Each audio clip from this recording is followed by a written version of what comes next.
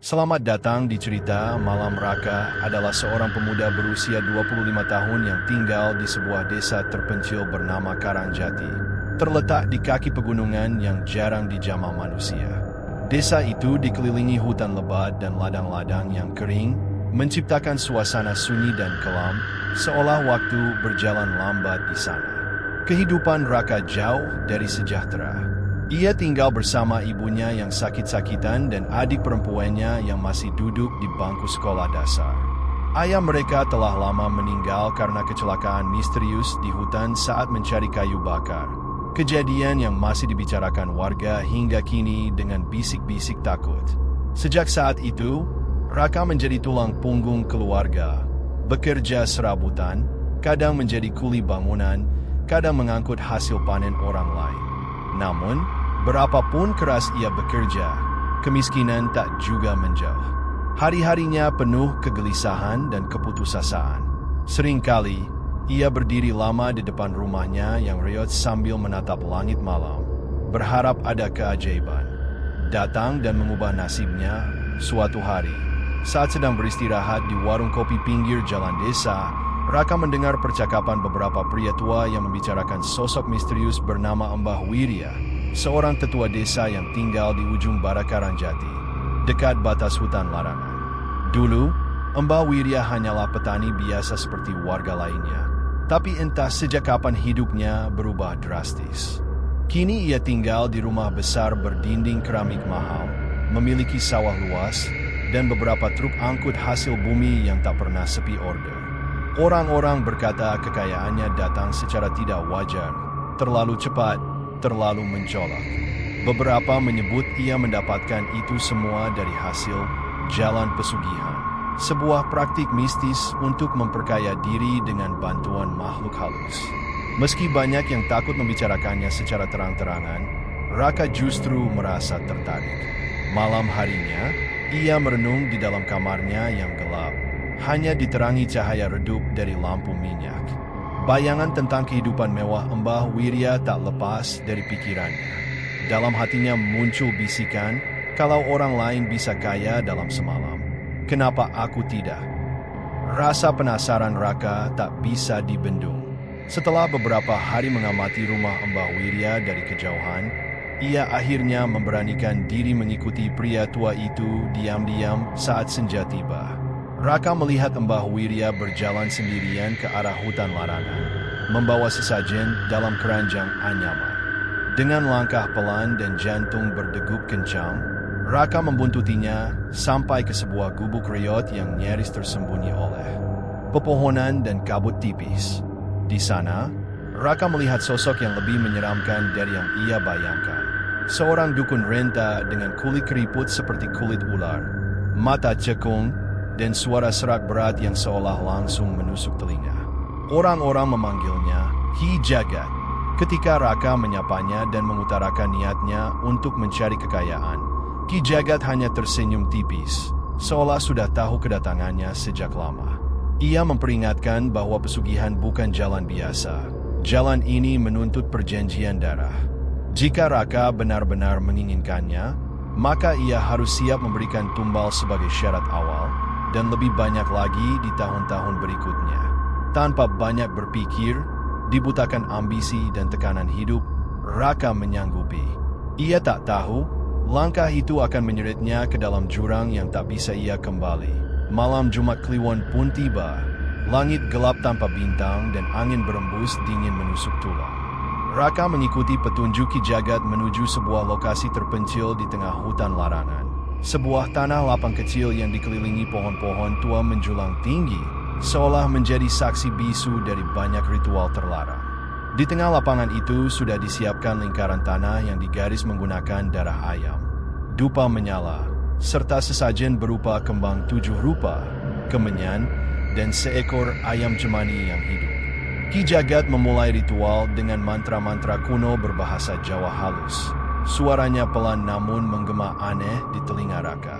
Ayam itu disembeli dan darahnya diteteskan ke atas tanah dalam pola tertentu. Raka diminta menundukkan kepala dan mengucapkan janji setia, bersedia memberi tumbal sebagai syarat kekayaan duniawi dan pantang menarik diri dari perjanjian. Saat darah ayam menyentuh telapak tangannya, Raka merasa tubuhnya menggigil hebat, seperti ada sesuatu yang masuk ke dalam dirinya. Udara seolah menjadi berat dan pekat. Malam itu, perjanjian telah terjalin, dan kekuatan gelap mulai menanamkan cengkeramannya dalam hidup Raka. Beberapa hari setelah ritual, perubahan aneh mulai terjadi dalam hidup Raka. Awalnya kecil, ia menemukan dompet berisi uang jutaan rupiah di jalan saat berangkat bekerja. Esoknya, seseorang yang tak dikenalnya menawarkan sepeda motor bekas dengan harga sangat murah. Tak lama, ia memenangkan undian toko kelontong lokal yang hadiahnya televisi baru. Peluang-peluang emas datang satu persatu, dan tanpa sadar, Raka mulai hidup lebih nyaman. Ia menggunakan uang yang diperoleh untuk membuka warung kelontong kecil. Ajaibnya, usaha itu langsung ramai, padahal sebelumnya tak pernah ada yang laris di tempat itu. Dalam beberapa bulan, warungnya berkembang menjadi toko besar, dan Raka mulai dikenal sebagai pengusaha muda sukses di Karangjati. Namun, di balik semua itu, ketenangan hatinya mulai terusik. Setiap malam, ia bermimpi berjalan sendirian di dalam hutan yang sama tempat ia melakukan ritual, disertai suara-suara lirih yang memanggil namanya. Kadang ia terbangun karena mendengar ketukan di jendela atau langkah kaki di atap rumah. Padahal saat dilihat, tak ada siapapun di luar. Raka mulai sadar, apa yang ia terima tidak datang tanpa bayaran. Tapi semuanya masih bisa ditahan, pikirnya. Lagi pula, tumbal yang diminta belum datang. Belum tepat setahun setelah ritual pertama, Raka kembali didatangi oleh Ki Jagat, kali ini tanpa peringatan.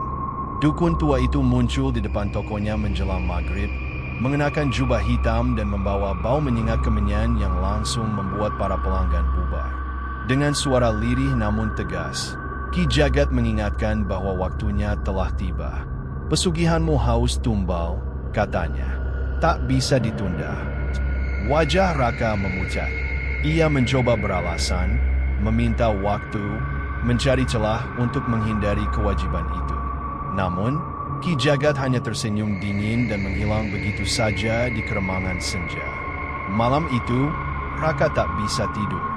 Ia tahu, tumbal kali ini bukan lagi seekor ayam. Harus manusia. Setelah beberapa hari dihantui bayangan mengerikan, ia akhirnya membuat keputusan mengerikan. Ia pergi ke kota, mencari seseorang yang tak dikenal, yang tak akan dicari siapapun. Di kolong jembatan, ia menemukan seorang gelandangan tua yang tertidur lelap. Dengan tangan gemetar dan hati kalut, Raka menyiapkan sesajen dan melakukan ritual di hutan, seperti yang diajarkan Ki Jagat. Saat darah korban mengalir di atas tanah, Raka memejamkan mata, menahan muntah. Namun dalam hatinya muncul satu bisikan baru. Ini baru awal. Setelah tumbal manusia pertama diberikan, kekayaan Raka melonjak pesat. Toko kelontongnya berubah menjadi minimarket. Ia membeli mobil baru dan mulai membangun rumah 2 lantai yang mencolok di tengah desa sederhana. Namun, kejayaan itu disertai dengan teror yang makin nyata dan mengerikan. Setiap malam, Raka dihantui oleh suara-suara tak berwujud, ratapan pilu, teriakan minta tolong, dan bisikan kasar yang terdengar di balik pintu kamar. Suatu malam, ia terbangun dan melihat sosok lelaki tua berdiri di sudut kamarnya, menatapnya dengan mata kosong dan tubuh berlumuran darah. Sosok itu tidak berkata apa-apa, hanya diam dan menatap, sebelum akhirnya menghilang saat azan subuh berkumandang. Kejadian seperti itu terus terulang. Barang-barang di rumahnya sering jatuh sendiri, lampu padam tiba-tiba, dan bahkan pegawainya mulai mengundurkan diri satu persatu karena merasa diperhatikan oleh sesuatu yang tak terlihat. Raka mencoba berkonsultasi kembali dengan Ki Jagat, tapi dukun itu hanya menjawab singkat, "Jangan takut. Itu hanya sisa-sisa jiwa yang belum tenang. Bayarannya belum lunas, dan mereka belum selesai." Raka pun mulai menyadari bahwa ia telah membuka pintu bagi sesuatu yang tidak bisa ia tutup kembali tahun berikutnya. Tuntutan pesugihan meningkat. Kali ini, Ki Jagat memberi syarat yang lebih mengerikan. Tumbal berikutnya harus berasal dari seseorang yang memiliki ikatan emosional dengan Raka. Semakin besar nilainya bagimu, semakin besar pula kekuatan yang kau dapat, kata sang dukun dengan suara pelan namun menggetarkan hati. Raka benar-benar kalut. Selama berminggu-minggu ia gelisah, mulai menjauhi keluarga dan orang-orang terdekat karena merasa semua dari mereka bisa menjadi target. Namun, semakin ia menolak, semakin kuat teror yang menghantam. Rumahnya mulai berbau anyir darah. Cermin-cermin memantulkan wajah-wajah mengerikan, dan bayangan sosok gelandangan yang ia bunuh kerap muncul di setiap sudut ruangan. Akhirnya, di puncak keputusasaan, Raka mengambil keputusan terburuk dalam hidupnya. Ia mengorbankan Bayu, sahabat masa kecil yang telah ia anggap sebagai saudara sendiri. Orang yang dulu setia menemaninya saat hidup miskin dan tak punya siapa-siapa. Bayu yang polos dan percaya padanya, ia undang ke rumah untuk menginap dan berbagi kenangan lama. Tapi malam itu, Bayu tidak pernah keluar dari rumah tersebut. Raka sendiri yang menguburnya di hutan, di tanah ritual yang sama, dengan tangan gemetar dan air mata bercucuran. Tapi setan tak pernah peduli air mata setelah kematian Bayu. Hidup Raka memang makin makmur, namun jiwanya mulai runtuh. Ia tak lagi bisa tidur dengan tenang. Sosok Bayu kerap muncul dalam mimpi. Bukan sekadar menatap seperti korban sebelumnya, tapi kali ini berbicara, menyalahkan, mengutuk, bahkan menangis pilu sambil memohon. Kenapa kau lakukan ini, Raka? Tak hanya mimpi, kejadian-kejadian aneh mulai mengganggu keluarganya. Ibunya yang semula hanya sakit ringan tiba-tiba lumpuh dan sering mengigau menyebut nama-nama orang mati. Adik perempuannya mengalami kecelakaan kecil yang berulang-ulang tanpa alasan logis, seolah ada yang ingin mencelakainya. Raka mulai percaya bahwa kesepakatan itu tak hanya mengikat dirinya, tapi juga menyeret orang-orang yang ia cintai ke dalam kutukan yang sama. Ia mencoba menghubungi Ki Jagat untuk menghentikan semua ini, tetapi gubuk dukun itu kini kosong dan ditinggalkan, seolah tak pernah ada.